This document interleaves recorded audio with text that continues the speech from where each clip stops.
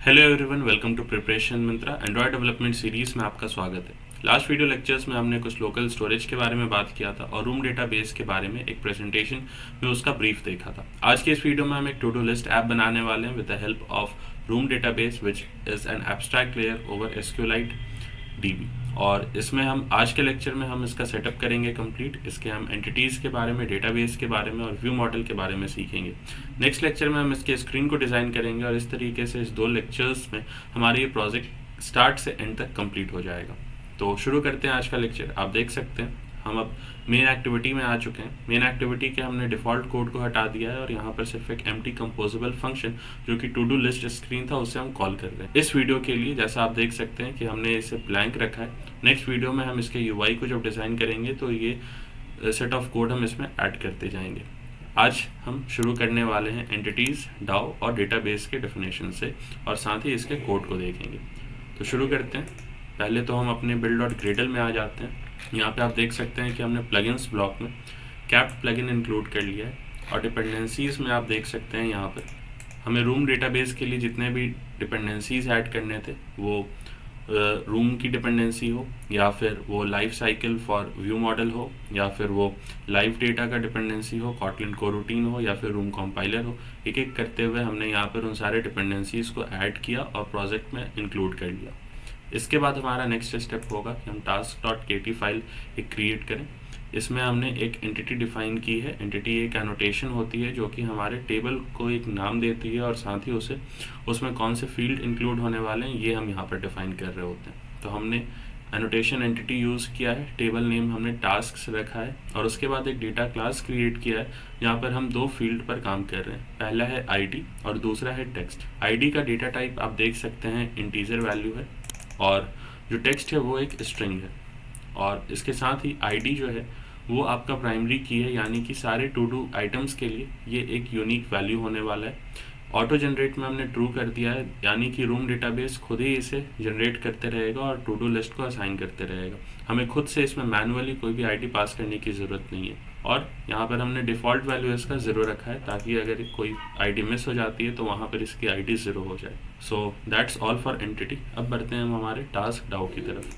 तो हमने टास्क डाउ .kt फाइल क्रिएट किया है। It acts as an interface to interact with the database और यहाँ पर हम सारे CRUD ऑपरेशन जो भी परफॉर्म करने वाले हैं वो मेंशन करेंगे। यहाँ पर आप देख सकते हैं कि हमने डाउ एनोटेशन यूज़ किया है। उसके बाद इंटरफेस कीवर्ड ये बताता है कि ये फाइल आपकी एक इंटरफेस होगी। यहाँ पर हमें डेटाबेस में जो भी ऑपरेशंस परफॉर्म करने हैं, बेसिकली हम यहाँ पर CRUD ऑपरेशन परफॉर्म करेंगे तो उससे रिलेटेड सारे फंक्शंस यहाँ पर लिख चुके हैं।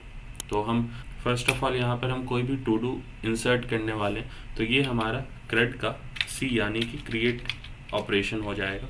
यहाँ से आप एक टास्क क्रिएट करेंगे। इसके लिए हमें इंसर्ट एनोटेशन यूज़ करना होता है। उसके बाद हमने इस फंक्शन का नाम दिया है और इसमें इंसर्ट होने वाले जो टास्क हैं उनका डेटा टाइप दिया है। इसका डेटा टाइप होगा टास्क और ये टास्क हम ऑलरेडी अपने एंटिटी में डिफाइन कर चुके हैं। इसके बाद आ जाते हैं रीड यानी कि CRUD के सेकेंड ऑपरेशन पर।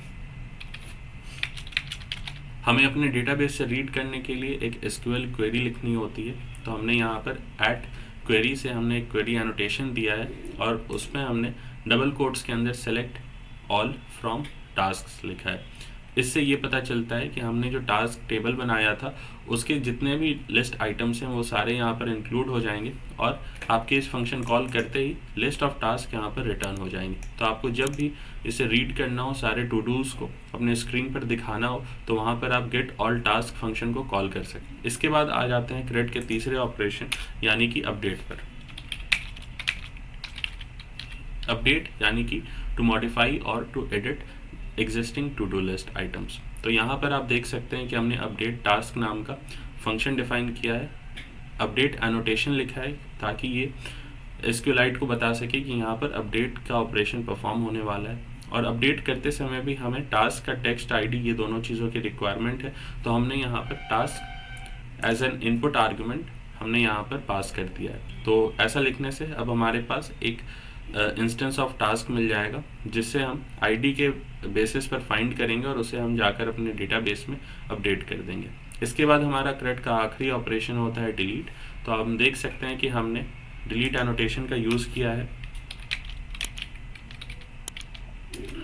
और डिलीट एनोटेशन के बाद हमने डिलीट टास्क नाम का एक फंक्शन बनाया है जिसमें हम टास्क पास कर रहे हैं। इस टास्क से आईडी एक्सट्रैक्ट करके आपके डेटाबेस से मैच करता है और एग्जिस्टिंग आईडी के टू डू को आपके डेटाबेस से डिलीट करने में मदद करता है।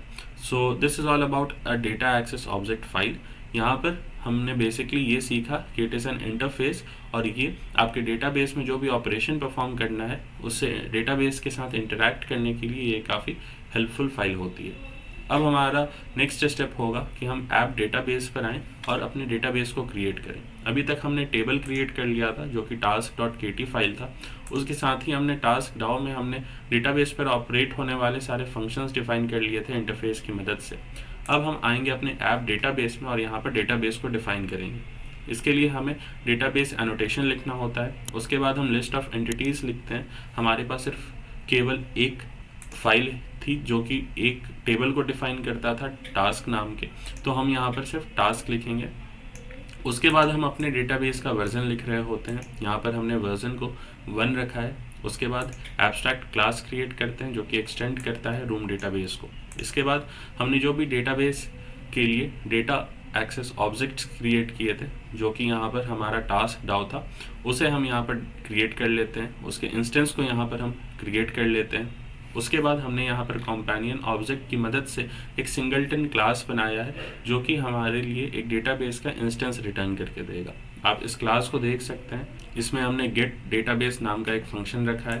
इतना ब्लॉक ऑफ कोड आप जो देख सकते हैं यहाँ से यहाँ तक, ये गेट डेटाबेस है जिसमें आप कॉन्टेक्स्ट पास करेंगे और ये आपको डेटाबेस का एक इंस्टेंस रिटर्न कर रहा होगा। और ये पूरे ऐप में एक सिंगल एंटिटी रहे, एक सिंगल आइडेंटिटी रहे, इस वजह से हमने इसे वॉलेटाइल यूज़ किया है और कंपेनियन ऑब्जेक्ट यूज़ किया है। वॉलेटाइल से ये अपडेट होते रहता है, इसमें जो भी अपडेट्स होते हैं वो लाइव हो जाते हैं। इसके बाद हम बात करते हैं इसके टास्क डेटाबेस, ये जो लिखा हुआ है लाइन 26 पर, इसके बारे में। This defines the name of your class. ये आपके जो डेटाबेस है उसके क्लास के नेम को डिफाइन करने के लिए यूज़ होता है। ये आप अपनी मर्ज़ी से अपने डेटाबेस का कोई भी नाम लिख सकते हैं यहाँ पर। उसके बाद बिल्ड को कॉल करते हुए हम यहाँ पर अपने डेटाबेस को बिल्ड कर लेंगे और ये इंटायरली आपके पूरे ऐप में सिर्फ एक इंस्टेंस ही रिटर्न करेगा। So that is all about our entity, data access object and app database files. अब आज का हमारा आखिरी टॉपिक होगा टास्क व्यू मॉडल। तो टास्क व्यू मॉडल क्या होता है?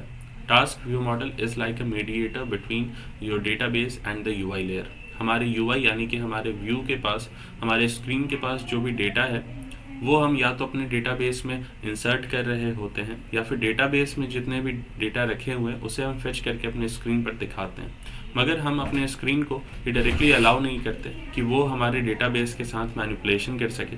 इसके लिए हम यहाँ पर व्यू मॉडल का इस्तेमाल कर रहे होते हैं। So it means that to handle the data and to manipulate the database we need a view model in our project। तो यहाँ पर हमने टास्क व्यू मॉडल, एक व्यू मॉडल क्रिएट किया है जिसे हम अपने एप्लीकेशन को एज एन आर्गुमेंट पास करेंगे इसके इनपुट में, और उसके बाद हम यहाँ पर टास्क डाउ जो अभी क्रिएट किया था उसके इंस्टेंस को बना लेंगे।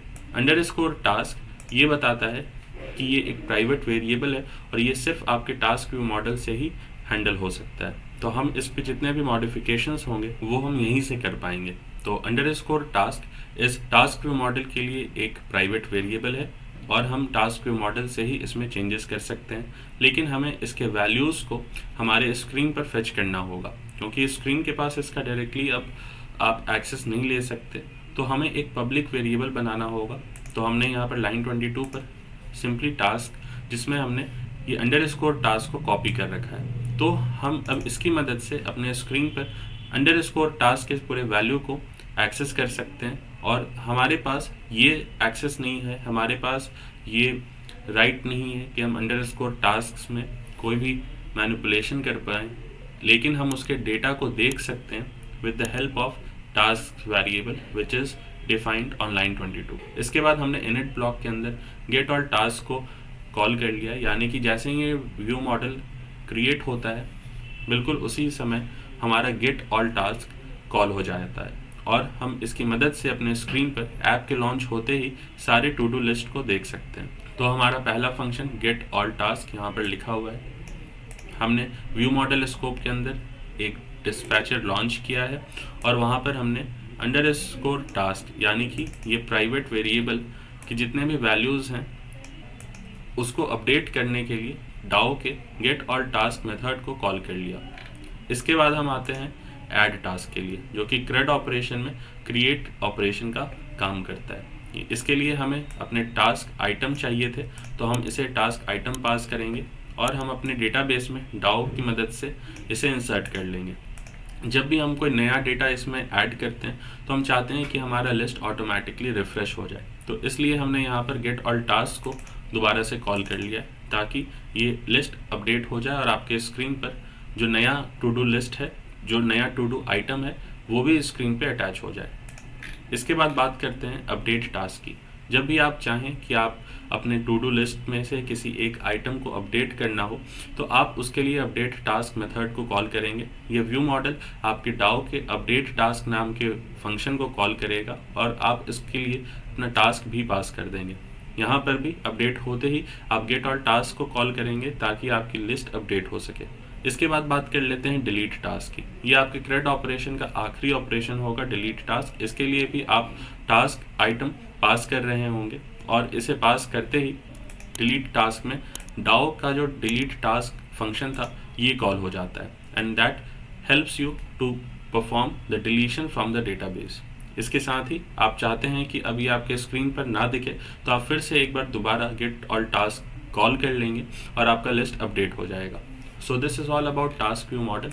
आज का लेक्चर हम यहीं पर रोकते हैं। अगले लेक्चर में हम मेन एक्टिविटी पर जाएंगे और मेन एक्टिविटी के टू डू लिस्ट स्क्रीन को अच्छे से डिफाइन करेंगे और व्यू मॉडल आप देख सकते हैं कि हमने ऑलरेडी यहाँ पर पास कर रखा है।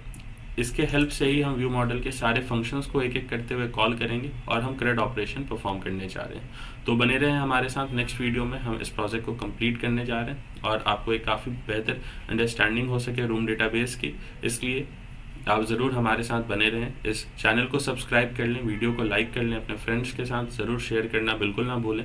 और अगर आपको कोई भी क्वेरीज़ है या फिर आपकी कोई भी फीडबैक है हमारे इस प्लेलिस्ट को लेकर तो कमेंट सेक्शन में उसे ज़रूर ऐड करें। साथ ही हमने एंड्रॉयड डेवलपमेंट के लिए एक मेंटरशिप बैचेस भी स्टार्ट कर दिया है, तो स्क्रीन पर दिख रहे नंबर पर आप संपर्क कर सकते हैं और खुद को रजिस्टर कर सकते हैं हमारे इस मेंटरशिप प्रोग्राम के लिए। Thanks for watching.